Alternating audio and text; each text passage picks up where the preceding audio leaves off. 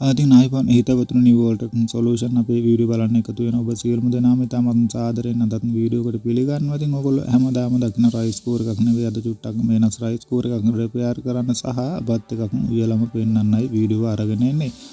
ඉතින් මේකේ තියෙන ලෙඩේ තමයි බත් එක දාලා ටික වෙලාවක් ඇද්දි ඕෆ් වෙලා යනවා. එහෙම නැත්නම් කුක් එකට දාන්න බෑ. ඉතින් මේක ගෙදරකින් ගෙනල්ලා දුන්නේ දාර කෑල්ලක් ලී කොයල්ලක් දාලා තමයි මේක කුක් එකට දාලා තියෙන්නේ. ඉතින් ඒ වගේ වද විඳපු රයිස් කූකර් එකක් වද දීපු රයිස් කූකර් එකක් ඉතින් අද ගැටලුවක් නැතුව රුපියලක්වත් වියදම් නොකර හදා ගන්න විදිහ තමයි වීඩියෝ එකෙන් අරගෙන එන්නේ. ඉතින් වීඩියෝ එකත් එක දිගටම රැඳිලා ඉන්න.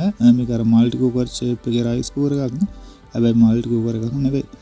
ඉතින් ඔයගොල්ලන්ට ඔන්න ඔය විදිහට මම මූඩිය ඇරලා බලද්දි මට නම් බලපු ගමන්ම තේරෙනවා මේකේ කොයිල් එක බැලන්ස් නැහැ කියලා.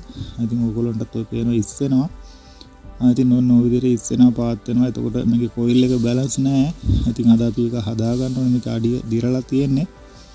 ඉතින් වීඩියෝ එකත් එක දිගටම රැඳිලා ඉන්න 7-5ක්වත් වියදම් නොකර අද මේක හදාගමු. ඉතින් ඔන්න මැද කෑල්ලෙන් තමයි මේක බසර් එක මැද කෑල්ල බත් එක අඩිය අල්ලන පැත්තේ දෙන බත් දෙන්න කලින් ඕෆ් වෙන එන්න ඒ වගේ ලෙඩ එන්න ඕන මැද බසර් එකත් හේතු වෙනවා.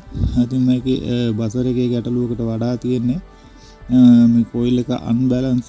ඒ කියන්නේ බත් එක භාජනයේ තිබ්බට පස්සේ යටට පාත් වෙනවා. කොයිල් එක තුර කුක් එකට වැටෙන්නේ නැහැ. ඒක සරලව වෙන සිද්ධියක්.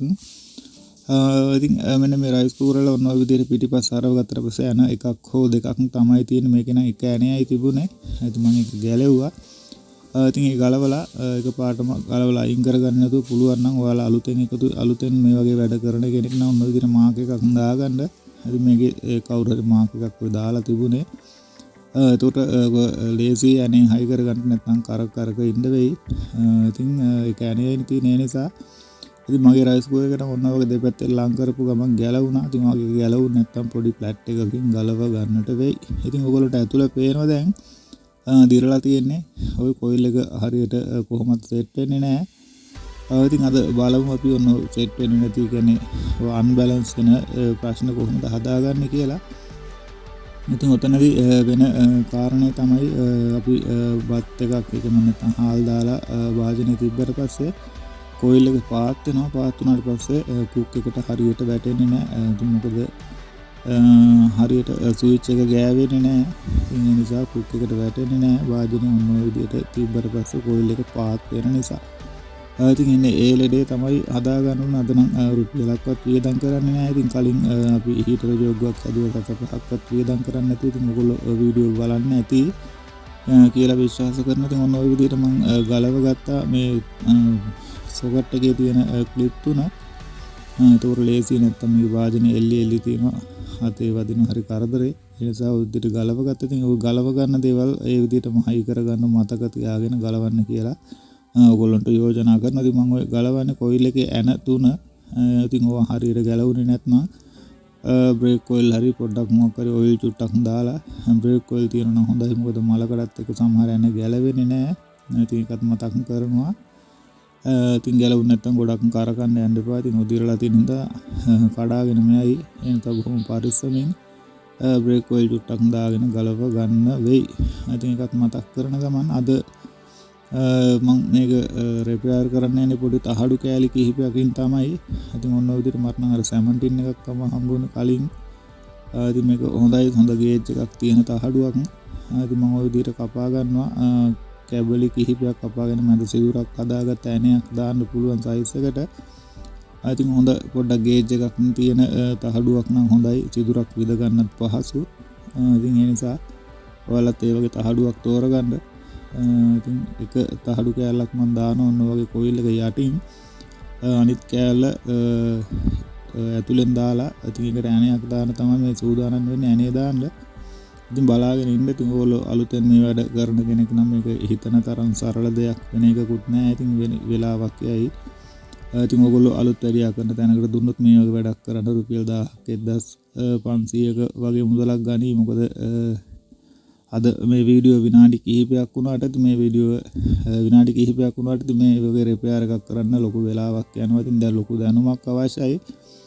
ඉතින් මේ අත්දැකීමෙන් ඉගෙනගත්තු දැනුම තමයි මේ බෙදලා දෙන්නේ මේ විදිහට. ඉතින් මේ වැඩ කරන්න අලුතෙන් එකතු වෙන එහෙම නැත්නම් අලුතෙන් පුරුදු වෙන කෙනෙක් නම් අනිවාර්යයෙන්ම වැදගත් වෙයි. මොකද මේ වගේ ලෙඩක් ආවම මේ රයිස් කූකර් එක අයින් කරන්න වෙනවා.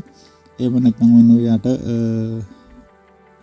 බොඩිය අලුතෙන් දාගන්න ඉතින් ගන්න චුට්ටක් අඩුයි කඩේ තිබුණත් රුපියල් 2000ක් 3000ක් වෙනවා. ඉතින් ඒ නිසා ඔන්න ඔය වගේ දෙයක් තමයි මම අද කරන්නේ. ඉතින් හොඳට දිගටම බලාගෙන ඉන්න මොකක්ද මම කරන්නේ කියලා යටින් එක තහඩු කෑල්ලක් තිබ්බා වගේ සුදුරක් විදපු උඩින් එක තහඩු කෑල්ලක් තියලා ඔන්න ඔය විදිහට මැදින් ඇණිය දාගත්තා. ඉතින් බලමු අපේ රිපෙයාර් එක සාර්ථකයිද කියලා. ඉතින් සාර්ථකයි නම් ආය කොයිල් එක එහාට මෙහාට පැද්දෙන්න බෑ. ඉතින් අර ගල වගේ තියෙන්න ඕනේ. එතකොට තමයි හාල් එක දාලා වාදිනේ තිබ්බට පස්සේ හොඳට බැලන්ස් වෙන්නේ. ඉතින් ඔයගොල්ලන්ට ඕන දැන් පේනවා ගැටලුවක් නෑ. කොයිල් එක නම් හොඳට තියෙනවා, තදට තියෙනවා. උඩට පාතට යන්නේ නෑ. වතුර මුස්සපුවාම ඔයගොල්ලන්ට පේනවනේ. ඉතින් ඔන්න ඔය වගේ තියෙන්න ඕනේ. ඔන්න ඔය විදිහට තහඩු කෑලි දාලා එන දාගත්තට පස්සේ ඉතින් බොහොම සරල සහ වියදමක් නැති ඊටමත් සාර්ථක ක්‍රමයක් තමයි මම ඔයගොල්ලන්ට කියලා දුන්නේ. ඉතින් දැන් අපි ඊට පස්සේ සෝකට් එකට ගහගමු ධනරින සහ අර්ත් එක.